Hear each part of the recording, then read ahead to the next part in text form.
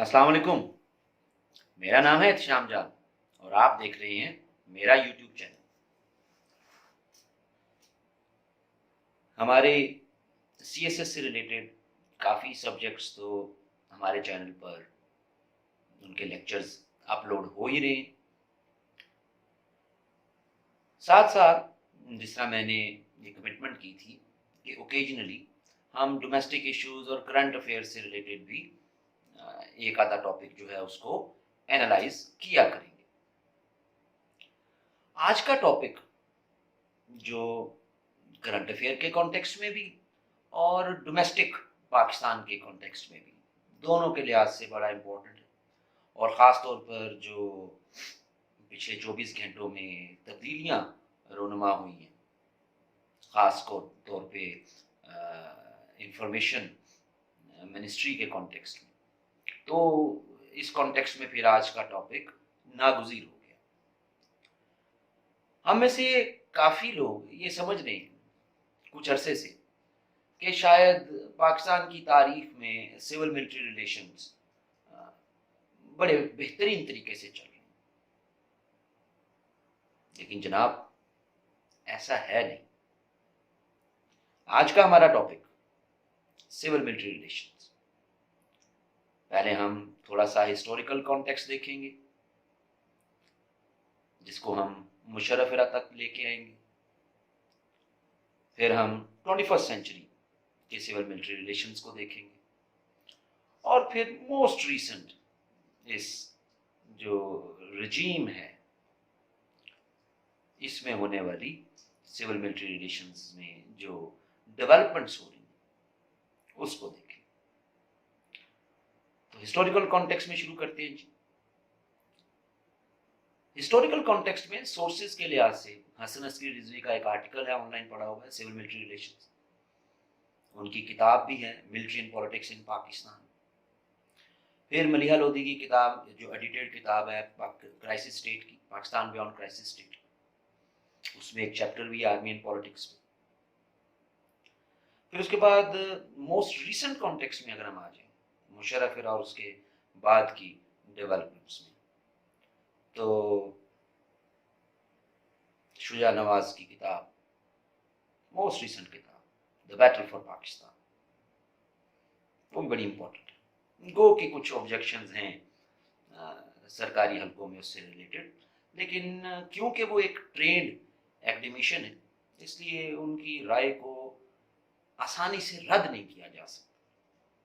सो ये तीन सोर्सेज और प्लस अखबारों में तो फिर आर्टिकल्स वगैरह तो आते रहते हैं, लेकिन मैं ख़ास तौर पर जो करंट अफेयर और डोमेस्टिक अफेयर्स के टॉपिक्स हैं उनको लार्जली एकेडमिक नेचर में ही एड्रेस करूँगा ताकि मेरे स्टूडेंट्स को का 20 नंबर का सवाल जो है वो उससे इजीली बना सकें। हिस्टोरिकल कॉन्टेक्स्ट को देखते हैं जी।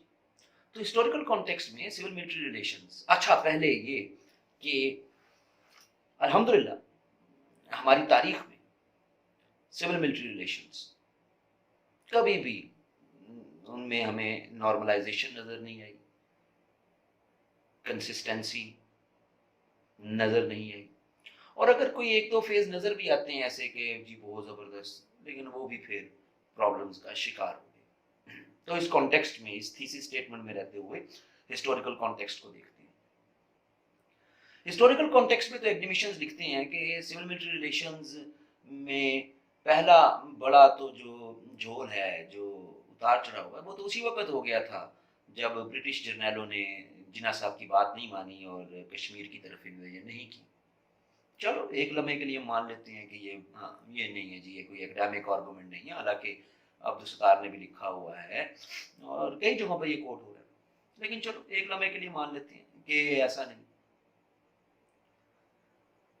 तो 47 से 51 ये लार्जली आपको जो है वो अंग्रेज जर्नलों ने जो है वो कमांडर इन चीफ रहे और पॉलिटिक्स में उनकी डायरेक्ट इन्वॉल्वमेंट तो नहीं रही। However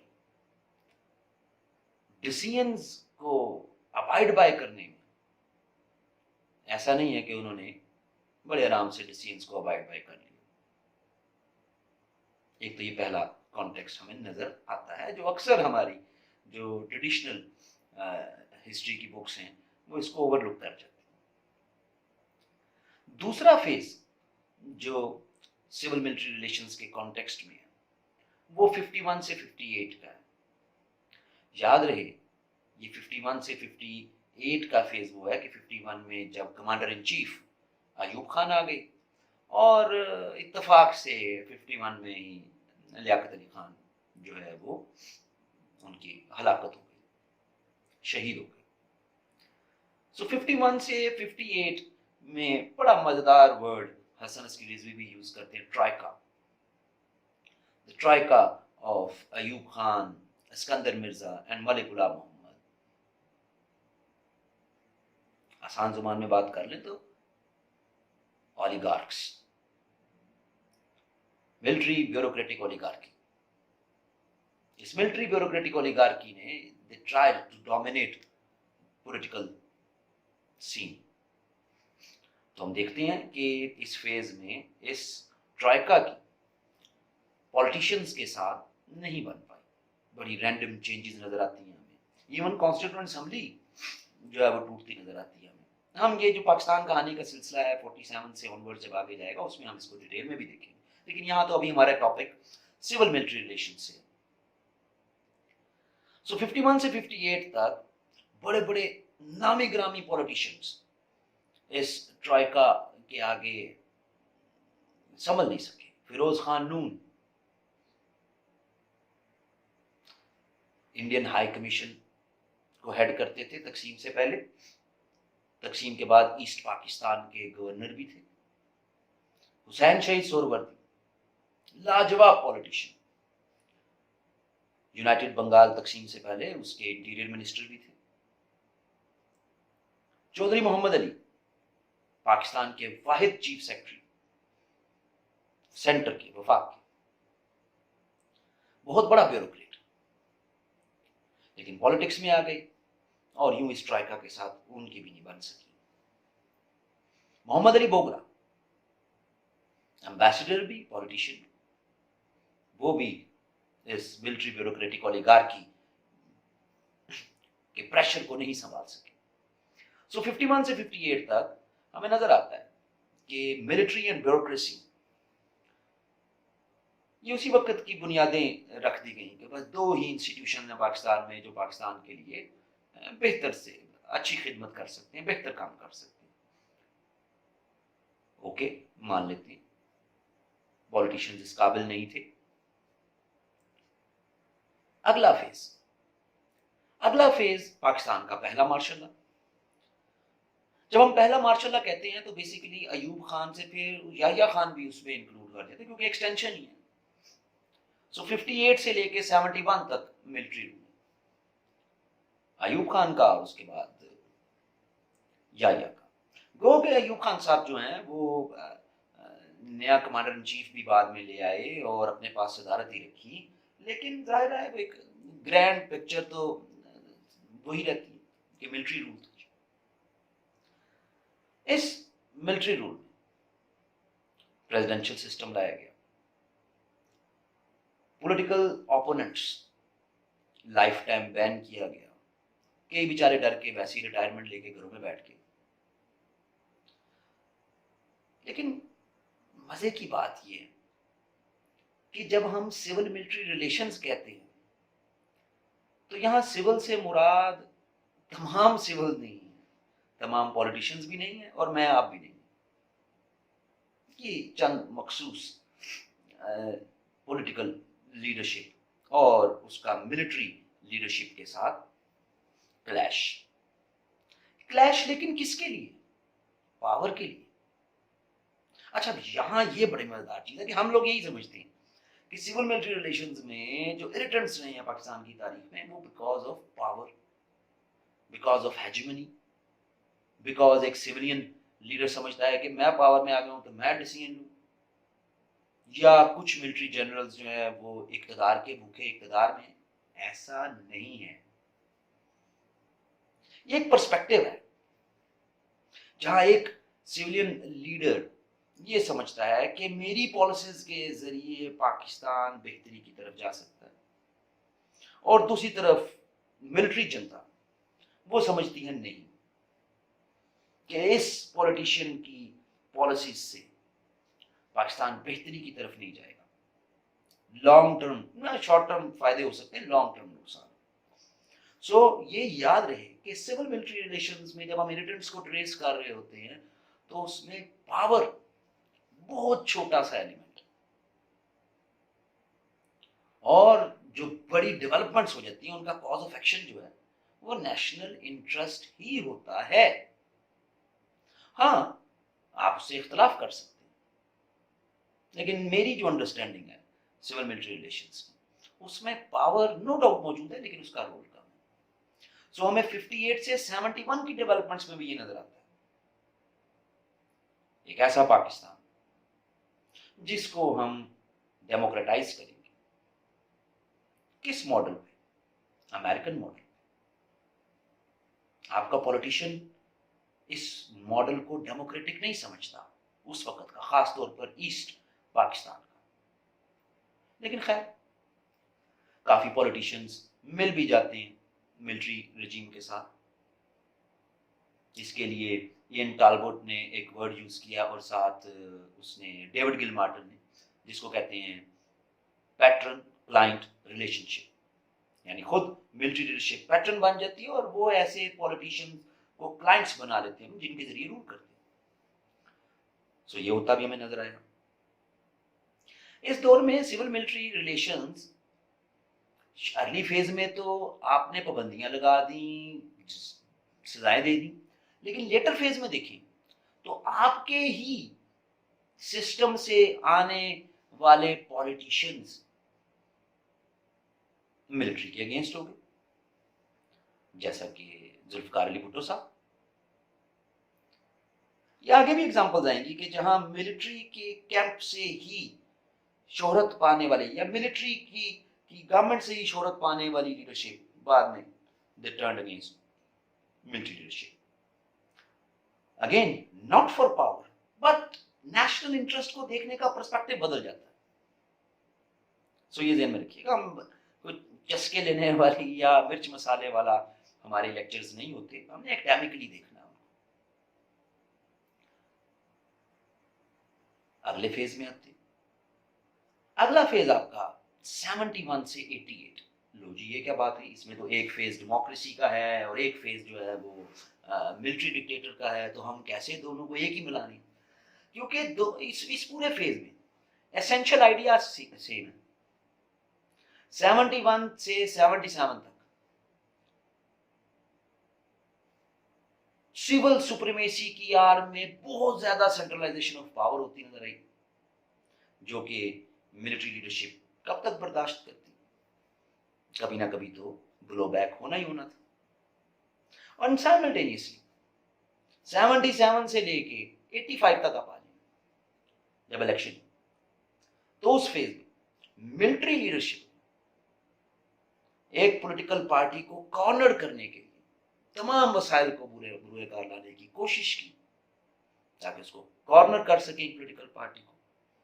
even non party based election करवा दिए, जिसमें एक वाक्य मुझे याद आ गया। पीर करम अली शाह, बहुत बड़ा नाम, बड़े क्लोज थे जियाउल हक साहब के। इंटरनल प्रेशर भी बन रहा था इलेक्शंस करवाने का, एक्सटर्नल प्रेशर भी आ रहा था इलेक्शंस करवाने का। जियाउल हक साहब को फेयर भी था कि पार्टी बेस्ड इलेक्शन हुए तो पीपल्स पार्टी का जोर नहीं तोड़ा जा सकेगा, मुश्किल हो जाएगा। तो उन्होंने पूछा पीर करीम अली शाह से कि शाह साहब, इस्लाम में जमहूरियत है? तो ज़ाहिर है पीर करीम अली शाह जो है वो लर्नेड आदमी थे, वो कैसे कह सकते थे कि नहीं, इस्लाम में जमहूरी इक़्तिदार नहीं है, जमहूरियत नहीं है, इस्लाम में तो जमहूरी इक़्तिदार हैं। तो उन्होंने कहा जी हाँ जी, इस्लाम में जमहूरियत है, राय का हक इस्लाम में मौजूद है। तो जियाउल हक साहब ने बड़ा सोच के फिर सवाल किया कि अच्छा शाह साहब, फिर ये बताएं कि क्या इस्लाम में सियासी जमातें भी हैं? तो उन्होंने मुस्कुरा के कहा नहीं, इस्लाम में सियासी जमातें नहीं। तो उन्होंने ठीक है, इलेक्शन होंगे नॉन पार्टी बेस्ड। اب جب تک نان پارٹی بیسڈ یعنی پولیٹیکل پارٹی کو کرش کرنے کے لیے ایم کیو ایم کو بھی اس فیز میں ہم دیکھتے ہیں کہ اسپانسر کیا گیا. پنجاب سے بڑے بڑے جو آج کے جید بڑے لیڈرشپ ہے وہ بھی اسی دور کی پیداوار ہے. سب کو پتا ہو نواز شریف یہ سارے اسی دور کی پیداوار. اسی دور میں 85 میں محمد خان جنیجو سب سے انوسینٹ شریف بڑے غور و خوض کے بعد پیر بغارہ صاحب سے بھی اس وقت مشاورت کے بعد کہ کس کو وزیر اعظم بنایا جائے اس نان پارٹی بیسڈ پارلیمان سے, تو انہوں نے کہا محمد خان جنیجو بہترین. یہ یاد رکھیے گا اس ملک کی تاریخ میں اگر جمہوریت کے لیے بڑی کنٹریبیوشنز ہیں تو ان میں محمد خان جنیجو بھی ایک بڑا نام. 85 سے 88 تک کی ان کی منسٹری اور بے نظیر کو محترمہ بے نظیر کو واپس لانے میں, پولیٹیکل پروسیس کو فعال کروانے میں اور پارلیمنٹ کی سپریمیسی کو ہلکا ہلکا بنوانے میں محمد خان جنیجو کا بڑا کردار ہے. اور یہ چیز ملٹری لیڈرشپ سے ہضم نہیں ہو رہی تھی, ڈفرینسز بننا شروع ہو رہے تھے. ریزلٹنٹلی ان کی جولائی میں 88 میں اسمبلی ڈیزالو کر دی. محمد خان جنیجو بھلے آدمی تھے, درویش نیک آدمی تھے, انہوں نے جو ہے اللہ سے دعا کی ہوگی کہ یا اللہ ظلم ہو گیا میرے ساتھ, تو اگلے مہینے میں ہی اگست میں 88 میں ضیاء الحق صاحب کا طیارہ کریش ہو گیا. خیر اچھا, اب یہاں یاد رہے کہ ہم یہاں پر امینڈمنٹس اور کانسٹیٹیوشنز کے کانٹیکسٹ میں ملٹری رول اپنے آپ کو لیجٹمائز کیسے کرتا ہے اس پہ ڈیبیٹ نہیں کر رہے, ہم سول ملٹری ریلیشنز میں رہ رہے ہیں. یہ ہم ایک اگلا ٹاپک علیحدہ سے وہ اس پہ بات کریں گے کہ ملٹری رجیم پولیٹیکل لیجٹمائزیشن اس ملک میں کیسے لیتی رہی, وہ ایک پورا علیحدہ لیکچر ہوگا. سو اگر آپ کے ذہن میں بھی یہ آ رہا ہے کہ ہم جی کہیں اسکپ کر گئے ہیں کانسٹیٹیوشنل ڈیولپمنٹس امینڈمنٹس, تو وہ اس ٹاپک کے ساتھ اس کی کنیکٹیوٹی نہیں بنتی, وہ علیحدہ ایک ہم پولیٹیکل لیجٹمیسی کا ٹاپک کریں گے. اگلا جو آپ کا فیز ہے 88 سے 99 پروبیبلی یہ وہ فیز ہے جس کو پیک پہ لے کے جایا جاتا ہے. سول ملٹری ریلیشن میں ایریٹنٹس اسی فیز میں ہوئے, یہ سب سے جو ہے وہ پرابلمٹک فیز ہے. اس سے پہلے کے فیز زیادہ پرابلمٹک ہیں, لیکن اس فیز کو زیادہ جو ہے وہ فارچونیٹلی یا انفارچونیٹلی زیادہ لائم لائٹ میں. ایسے کئی ڈیسیجنز جن پر اختلاف ہے محترمہ بینظیر بھٹو کا, نواز شریف صاحب کا ود ملٹری لیڈرشپ, لیکن اگین یاد رہے کہ یہ اختلاف نیشنل انٹرسٹ کی طرف پرسیو کرنے والی جو آپ کے آبجیکٹیوز ہیں, جو پالیسیز ہیں, ان پہ ہے. ہم انفارچونیٹلی اس کو پاور کے ڈومین میں دیکھ رہے ہوتے ہیں, بس کہ بس پاور کون لینا چاہ رہا ہے. ایسا نہیں ہے, بہت ڈائمینشنز ہیں. پاور ایک چھوٹی سی ڈائمینشن ہے. جب ایک گرینڈ کانٹیکسٹ میں آپ کنٹری کے نیشنل انٹرسٹ کو سامنے رکھتے ہیں تو وہ چھوٹا سا اسپیکٹ ہے. اور یہ ثابت ہوتا ہے, میرا یہ جو تھیسس ہے یہ ثابت ہوتا ہے, کیونکہ اگر پاکستان کی تاریخ میں پاور ہی انڈسپینسبل آبجیکٹو ہوتا, کور آبجیکٹو ہوتا, تو آج ہمارے حالات لیبیا, سیریا, ایجپٹ کا جو ریولوشن کا دور تھا اس سے مختلف نہ ہوتے, ویسے ہی ہوتے. یہاں پاور بڑا کنٹریبیوٹری فیکٹر نہیں ہے, یہاں نیشنل انٹرسٹ کی طرف پرسیو کرنے والے آبجیکٹیوز پہ سول ملٹری ریلیشنز کی آپس میں تکرار ہے. یہ ذہن میں رکھیے گا. آپ اختلاف کر سکتے ہیں, لیکن میں ایز این ایکڈیمک کانٹیکسٹ میں جو کتابوں سے پڑھا وہی آپ کو جو ہے وہ بتا رہا ہوں. اس فیز میں بڑے واقعات ہیں ایسے کہ جو مرچ مسالے والے واقعات ہیں, لیکن ہم نے اپنے ایکڈیمک آرگومنٹ میں اس کو لانے کی ضرورت نہیں ہے. ہاں, فارن پالیسی پہ ایشو, افغان طالبان پالیسی پہ ایشو اس فیز میں رہا, انڈیا کے ساتھ ریلیشن شپ اس فیز میں ایشو رہا, ہمارے ریجنل کانٹیکسٹ میں تو سول ملٹری ریلیشنز یہ ایشو رہا. یاد رکھیے گا 1993 میں بنی تھی یورپین یونین, 1993 2002 1 جنوری 2002 یورو شروع ہوا تھا یورپین یونین کے کچھ کنٹریز میں. And even before the creation of European Union, بی بی صاحبہ محترمہ بینظیر بھٹو, بی بی صاحبہ نے سنگل کرنسی کا آئیڈیا ساؤتھ ایشیا میں انیشیٹ کروانے کی بات کر دی ہوئی تھی. ان کا ایک اپنا پرسپیکٹو تھا.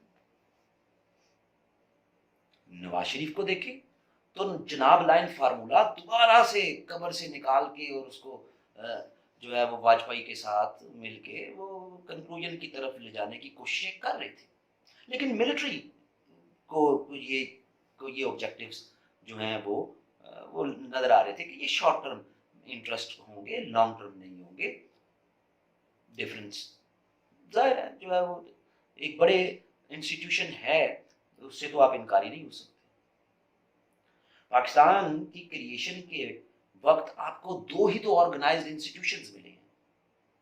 آپ کا bureaucracy, despite shortage of fund, یاد رکھیں فنڈز سے انسٹیٹیوشنز اوپر نیچے نہیں ہوتے, یاد رکھیے. اگر اویلیبلٹی آف فنڈز سے انسٹیٹیوشن اوپر نیچے ہوں تو آپ کی ملٹری ایز این انسٹیٹیوشن کب کا کلیپس کر گیا ہوتا. یہاں تو کئی جو چھاونیوں میں فوجی جو ہیں وہ جو ہے وہ اپنی مدد آپ کے تحت چیزیں بناتے ہیں, پھر وہ سیل کی جاتی ہیں. ایسا ہے, ایسا ہوتا ہے. کئی جو ہے وہ سب سیکٹرز ہیں کہ جہاں سے جو پروفٹ آتا ہے اس سے ملٹری ایکسپینڈیچرز جو ہے ان کو میٹ کیا جاتا ہے ادر دین جو ایلوکیشن ہے آپ کی. یہ فیکٹ ہے. تو خیر تو فنڈز کا ایشو نہیں, ورنہ تو بیوروکریسی آتا ہوا تو ٹائپ رائٹر پورے نہیں تھے پورے پاکستان میں. ٹھیک ہے جی, کاغذ نہیں تھے, قلم نہیں تھے. انسٹیٹیوشن کا تعلق صرف فنڈز کے ساتھ نہیں, وہ اس کی ایک لانگ ٹریڈیشن, کلچر, اس کا ڈسپلن ان کے ساتھ بھی موجود ہے. اور انگریز نے ہندوستان میں دو ہی انسٹیٹیوشنز کے ذریعے رول کیا جی. Strong bureaucracy grass root level پر, اوپر اللہ نیچے ڈپٹی کمشنر, اور آپ کی اسٹرانگ ملٹری. اور ان کو افیکٹولی مینوور بھی کیا. تو آپ کو دو ورثے بھی دو بڑے انسٹیٹیوشنز میں. ان کے پیرلل پہ ان کو کوئی اگر چیک میں رکھ سکتا تھا تو آپ کے پولیٹیشنز تھے, لیکن انفارچونیٹلی آپ کے پولیٹیشنز کی یہ کیپیسٹی ہی نہیں تھی, یا تھی بھی تو وہ کمپیٹ نہیں کر سکے اور کارنر ہو گئے. تو جی ہم بات کر رہے تھے 88 سے 99 کے فیز میں. اس فیز میں بھی انہیریٹنٹس موجود رہے. انہیریٹنٹس میں بڑے اب جو مرچ مسالے والے واقعات ہیں ان میں کاکڑ فارمولا بھی ہے.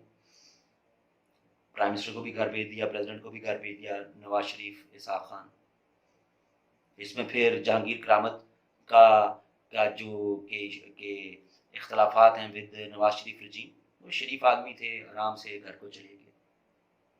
اس میں ہی کارگل کا ایپیسوڈ بھی ہے. آج تک جس طرح یہ سمجھ نہیں آتی کہ انڈا پہلے آیا یا مرغی, اسی طرح آج تک یہ بھی سمجھ نہیں آتی کہ نواز شریف کو اس کا علم تھا یا نہیں تھا, یا پرویز مشرف نے نواز شریف کو بریفنگ ٹھیک دی تھی یا نہیں دی تھی. تو یہ تو اب جو ہے وہ قیامت کے دن ہی فیصلہ ہوگا کہ اسی دن پتہ لگے گا کہ کون ٹھیک تھا یا کون غلط تھا. اس ملک میں اس سے پہلے تو پتہ نہیں لگ سکتا. مطلب کہنے کا یہ کہ ڈفرینسز موجود تھے. اب ایک کارگل کے ایشو کو لے لیں تو جس طرح میں بات کر رہا تھا نیشنل انٹرسٹ کو پرسیو کرنے تھے, آبجیکٹیوز ڈفرینٹ ہو سکتے, پاور ایشو نہیں تھا. خیر اگلے فیز میں آتے ہیں جی ہم مشرف عراقی. اچھا میں یہاں پہ واضح کر دوں کہ جب میں کہتا ہوں پاور ایشو نہیں تھا تو اس کا مطلب ہے کہ آل ٹوگیدر پاور کا ایشو نہیں تھا نا, ایک تھوڑا سا کنٹریبیوٹری فیکٹر تھا. لیکن پورے کا پورا سول ملٹری ریلیشنز پاور کی ڈومین میں ایویلویٹ نہیں کر سکتے. آپ کوئی بھی اچھی اکیڈیمک بک اٹھا لیں, وہ پاور سینٹرک ہو کے پورے کا پورا سول ملٹری ریلیشنز کو نہیں دیکھے گا. ہاں ملٹری لیڈرشپ یا سیولین لیڈرشپ اپنی لیجیٹمیسی یا اپنے رول کو پرولونگ کرنے کے لیے کیا پاور پالیٹکس کرتی ہے وہ ایک الگ ٹاپک ہے.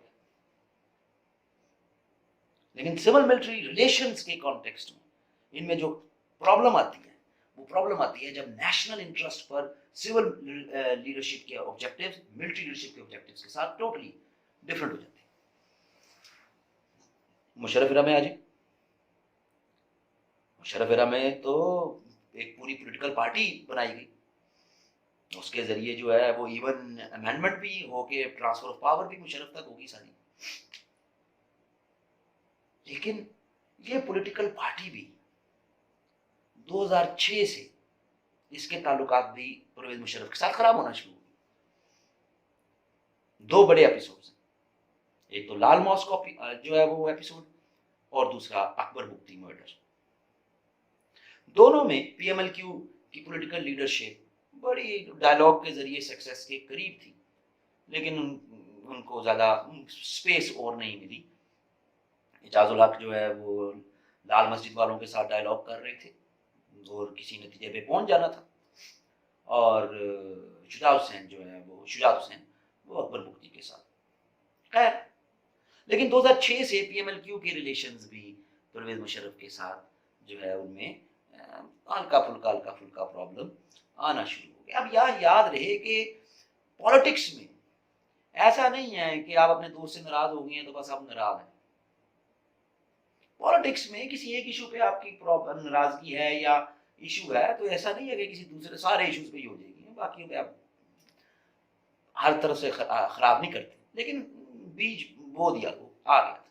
मतलब कहने का ये है कि मिलिट्री लीडरशिप अपने हाथ से बनाए हुए सिविलियन लीडरशिप या कंस्ट्रक्टेड लीडरशिप उसके साथ भी ज्यादा अरसा नहीं सही चल सकती, क्योंकि अगेन नेशनल इंटरेस्ट या domestic interest of the nation of the country पे कहीं ना कहीं पर रास्ते जुदा हो जाते हैं। पोस्ट मुशर्रफ एरा में आ जाए। पोस्ट मुशर्रफ एरा में बड़ी जो है वो आर्टिकल्स और बड़ा लिखा गया कि पोस्ट मुशर्रफ एरा की मिलिट्री बैरक्स में है, वॉर ऑन टेरर में इफेक्टिव रोल प्ले कर रही है, सैक्रिफाइसेस कर रही है, नो डाउट सब कुछ हो रहा है, सैलाब ज़दगान की भी मदद कर रही है, इवन अगर कहीं पॉलिटिकल प्रोसेस में एंगेज भी हुई है, इंटरवीन भी किया है, तो 2 दफा की एग्जांपल्स मिलती हैं हमें। DGISPR की प्रेस रिलीज और स्टेटमेंट्स हैं, इस पे आप देख सकते हैं जो उनकी हिस्ट्री में जाके सारी। एक दफा तो जब नवाज शरीफ साहब लाहौर से चल पड़े थे और जुडिशरी को बहाल कराने के लिए, तो गुजरावाला तक पहुंचे तो जुडिशरी बहाल होगी, तो बहाल हुई क्योंकि उस वक्त के जो जर्नैल थे क्यानी साहब, उन्होंने इंटरवीन किया और उन्होंने मुफाहमत का रोल प्ले किया, और उस पर DGISPR की यानी इनकी ऑफिशियली जो है वो उस पर स्टेटमेंट भी आई कि चीफ ऑफ आर्मी स्टाफ ने इंटरफेयर किया है या उन्होंने अपना रोल प्ले किया है पॉलिटिक्स में to avoid political chaos.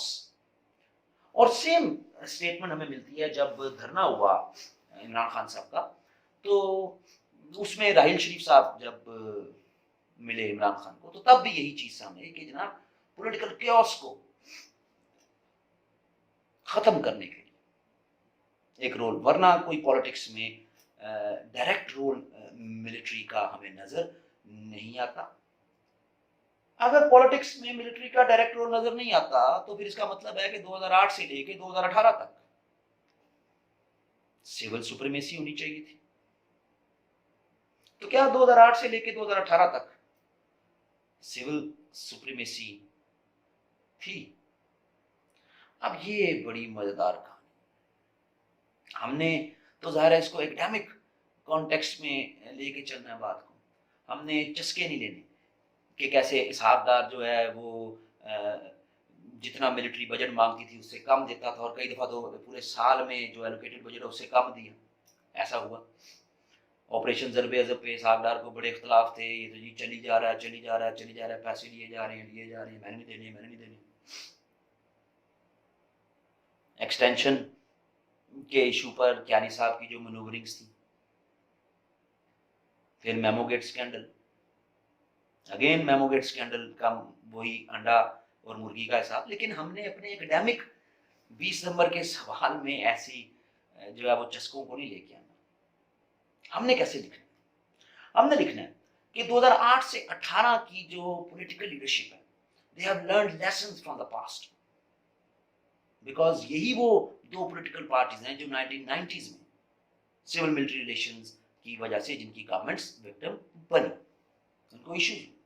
So they have learned lesson from the past and they tried to avoid direct confrontation from 2008 till 18, जितनी less confrontation हो सके। इवन मिलिट्री के इन्फ्लुएंस को रोकने के लिए under the garb of decentralisation and autonomy बड़ी जल्दी के साथ 18th अमेंडमेंट भी जो है वो अप्रूव कर दी गई। 18th अमेंडमेंट याद रखिएगा,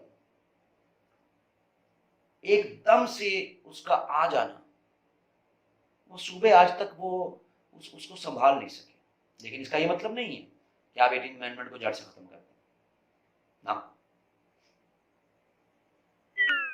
किसी भी पॉलिटिकल डेवलपमेंट को उसकी इंटेंशन के साथ देखा जाता है।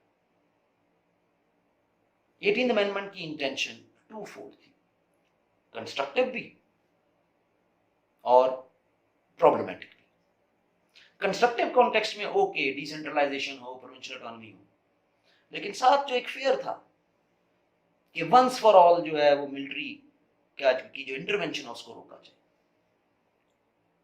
और यही हम देखते हैं कि प्रो एस्टैब्लिशमेंट या जो सेंटर का डिसीजन मेकिंग में शेयर ज्यादा चाहते हैं, दोनों कॉन्टेक्स्ट में देखें, वो आज तक 18th अमेंडमेंट पर सवालिया निशान उठाते हैं। 18th अमेंडमेंट के जरिए नो डाउट काफी हद तक फौज का इन्फ्लुएंस, मिलिट्री का इन्फ्लुएंस जो है वो इन पार्टीज ने they have learn lesson from the past के करना क्या भाई, समझ आ रही है। खैर, और दूसरी तरफ आप देखते हैं फौज को, मिलिट्री को। Military in the post Musharraf era 2008 से 12 का तो है global financial crisis. Now make sure that in the history of Pakistan military intervention कभी नहीं हुआ जब ग्लोबल इकोनॉमी बैठ रही हो या आपकी डोमेस्टिक इकोनॉमी बैठ रही हो, कभी नहीं हुआ, कभी नहीं हुआ, ये ज़हन में रख लीजिएगा, या फैक्ट उठा के देखिए। सो 8 से 12 तो एक जो है वो ग्लोबल फाइनेंशियल क्राइसिस का इम्पैक्ट आपकी डोमेस्टिक इकोनॉमी पे, और फिर जो मुशर्रफ एरा में जो एक आपके लोन्स रीशेड्यूल हुए 2009 में, वो इतना बड़ा लोन का आपके ऊपर बर्डन बन गया। सो एक तो एकेडमिकली इसको भी देखा जाता है कि मिलिट्री जनता जो है वो इस पूरे पैटर्न को कि हम कैसे संभालेंगे, तो उनकी इन्वॉल्वमेंट जो है वो हमें कम नजर आती है। फिर 2009 की यूएस साउथ एशियन पॉलिसी, हमें बंदा सोचता है सिविल मिलिट्री रिलेशन पाकिस्तान के डिस्कस हो रही है, उसमें साउथ एशियन पॉलिसी यूएस की कैसे है। यूएस साउथ एशियन पॉलिसी के तनाजुर में जितनी भी मिलिट्री एड मिली, जितनी भी सिविलियन एड मिली, वो सब्जेक्ट टू डेमोक्रेसी है जी जनाब। इसीलिए 2008 से 2016 तक पूरे साउथ एशिया में बुरे से बुरे हालात हो गए। बांग्लादेश में इलेक्शन रिग्ड कहा गया, बहुत प्रॉब्लम हो गई, लोगों को फांसियां दी जा रही हैं, इनकलाब की आवाजें लग रही हैं। पाकिस्तान में जनाब मेमोगेट स्कैंडल भी आ गया, ये भी हो गया, वो भी हो गया, धरने भी हो गए, तारुल कादरी साहब के भी धरना, पता नहीं क्या क्या नहीं हो गया। लगता था अभी एक हुकूमत गई, अभी एक हुकूमत गई, लेकिन नहीं गई कुछ भी, क्योंकि तमाम तरह की असिस्टेंस, तमाम तरह की aid subject to democracy. US का बड़ा रोल है 8 से 16 में। नेपाल के इलेक्शन यूएस एड से हुए, हाँ जी। बांग्लादेश में फूड सिक्योरिटी, क्लाइमेट चेंज में उन्होंने इसमें बड़ा काम किया। आपको कैरी लोगर बिल भी दे दिया इसके थोड़े से बाद 2010 में। जितने सरकारी मुलाजिम थे सबकी आधी तनख्वाहें बढ़ गई। पीपल्स पार्टी उसका आज भी क्रेडिट लेती है कि हमने तनख्वाहें बढ़ा दी। वो तो जनाब पैसे का रेल फेल हो गया, इतना ज्यादा आ गया था। और दूसरा बैड गवर्नेंस, एक्सपोर्ट्स भी हिट हो रही थी आपकी, ग्लोबल फाइनेंशियल क्राइसिस भी था, तो आप लोग आपका इन्फ्लेशन रेट बढ़ना शुरू हो गया था, प्रॉब्लम्स थी। तो वो इस कॉन्टेक्स्ट में खैर, सो कहने का मतलब ये है कि रीजनल, ग्लोबल, डोमेस्टिक इम्पैक्ट उसने भी मिलिट्री को अपनी बैरक्स में रखा। लेकिन ऐसा नहीं है कि इन्वॉल्वमेंट नहीं है।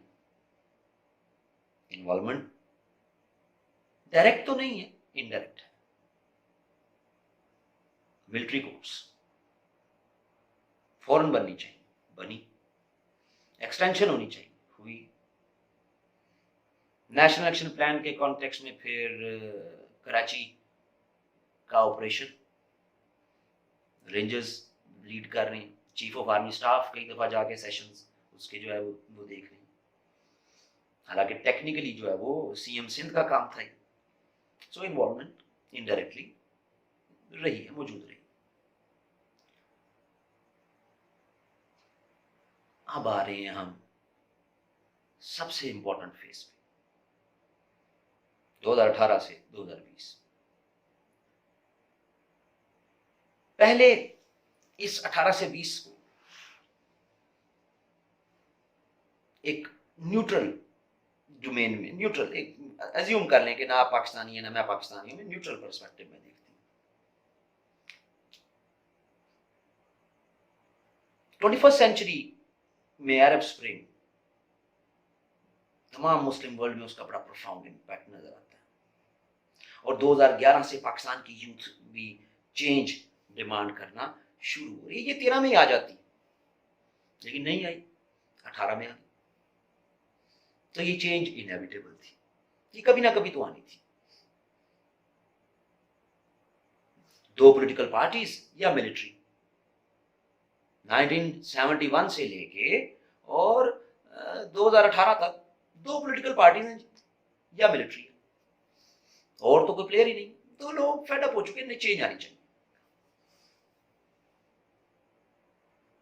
Change we believe in. Imran Khan का फिर 2011 में सामने आना, और फिर उसके बाद उसका फिर आगे की प्रोग्रेस, तो एक न्यूट्रल कॉन्टेक्स्ट में हमने देख लिया। एक एकेडमिक, याद रखें हम तमाम एस्पेक्ट्स एकेडमिक आर्गुमेंट्स में कर रहे हैं जो हम पेपर में लिख सकते हैं। किससे कहानियां नहीं पेपर में लिखनी, बात वो लिखनी है जो एग्जामिनर को पता है कि ये एकेडमिक बात हो रही है जनाब। उस एकेडमिक बात के पीछे छुपा हुआ तंज भी होता है, पीछे छुपा हुआ क्रिटिसिज्म भी होता है। अकलमंद के लिए इशारा काफी होता है। अच्छा जी, अब हम जरा प्रो पॉलिटिशियंस के कॉन्टेक्स्ट में देख लेते हैं। पॉलिटिशियंस कैसे देखते हैं 8 से 20 को। पॉलिटिशियंस में दो वेरिएशंस हैं।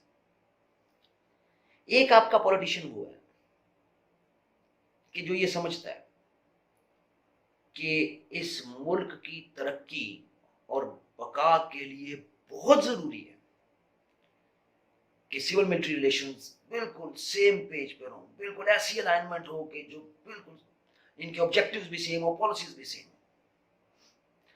ऐसी तमाम पॉलिटिकल लीडरशिप मिलिट्री और इमरान खान को करीब लाने में उनका इंपॉर्टेंट रोल रहा है।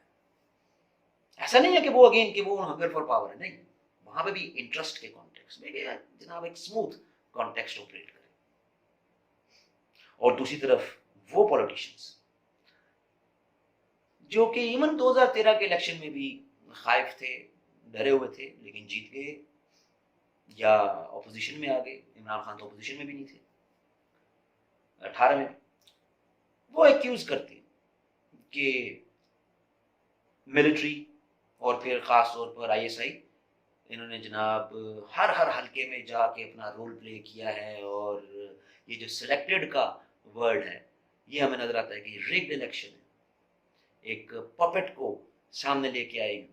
ये पैटर्न क्लाइंट रिलेशनशिप का रीबर्थ हो गया है जी। सो ये पॉलिटिशियन में हमें दो डोमेन नजर आती है।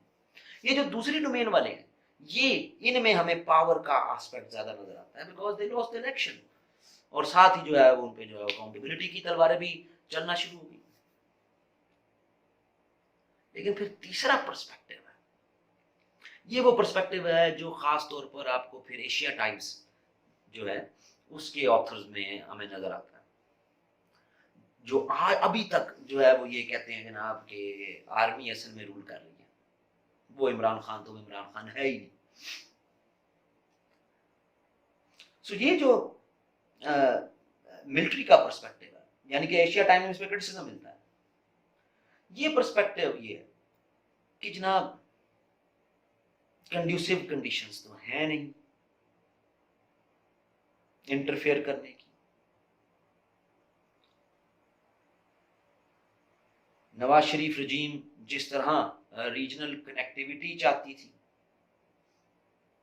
65 منٹس کس کو نہیں پتا، اب تو ہر ایک کی زبان پہ ہیں.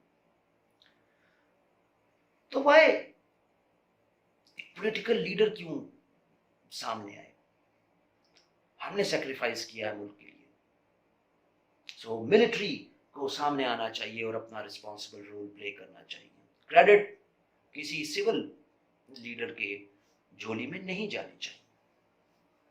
یعنی آپ کو بتا دیا کہ ہمارے ہاں تو ایسا لکھنا، ایسا سوچنا ہی ممنوع جو ہے وہ کی کیٹیگری میں آ جاتا ہے. یہ ایشیا ٹائمز کے آپ کو خاص طور پہ جو آرٹیکلز ہیں ان میں یہ ہلکی بات آپ کو نکالنی پڑتی ہے.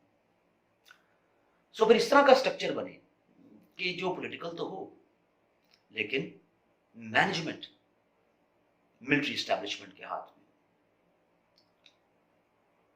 جس طرح کے امپیریکل ایویڈنسز اور جس طرح کی ایگزامپلز آپ کے سامنے پچھلے خاص طور پر 1 سال میں ہوتی نظر آ رہی ہیں، اس سے تو یہ عیاں ہوتا جا رہا ہے کہ ہاں یار یہ والا جو آسپیکٹ ہے یہ پاسبل ہے کہ ایسا ہو.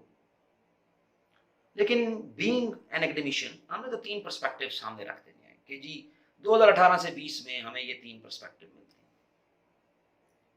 کنکلوژن آپ کر سکتے ہیں کہ پاکستان کی تاریخ میں 18 سے 20 میں چاہے ملٹری کا پرسپیکٹیو ہے کہ ہم نے ایک پپٹ بٹھا دیا ہے، چاہے ایک وہ پولیٹیشین جو الیکشن میں ہار گئے جو کہتے ہیں لو جی ریگنگ کی ہے، چاہے وہ کہ جو کہتے ہیں میں قریب لے کے آؤ پولیٹیشینز کو under the umbrella of Imran Khan and establishment کو، تاکہ ایسی کنسسٹنسی کی پالیسیز بنے جس سے پاکستان ترقی کرے. جس بھی پرسپیکٹیو میں آپ جو مرضی کہہ لیں، لیکن بات ایک ہے، بیسٹ جو آپ کو ملتا ہے interaction connection civil military relations میں، وہ عام آدمی کو یہی لگتا ہے کہ ان 2 سالوں میں بہترین. یہ بہترین ہے یا نہیں ہے؟ 28 مئی زیادہ دور نہیں ہے، 28 مئی تک کلیئر ہو جائے گا. آپ کو اس سے ریلیٹڈ کوئی سوال، کوئی ایشو، میرا کانٹیکٹ نمبر ڈسکرپشن میں موجود ہے، آپ مجھے واٹس ایپ کر سکتے ہیں، کمنٹس میں پوچھ سکتے ہیں، تو میں کوشش کروں گا کہ اس کا جواب دوں. تب تک کے لیے اجازت، اللہ حافظ.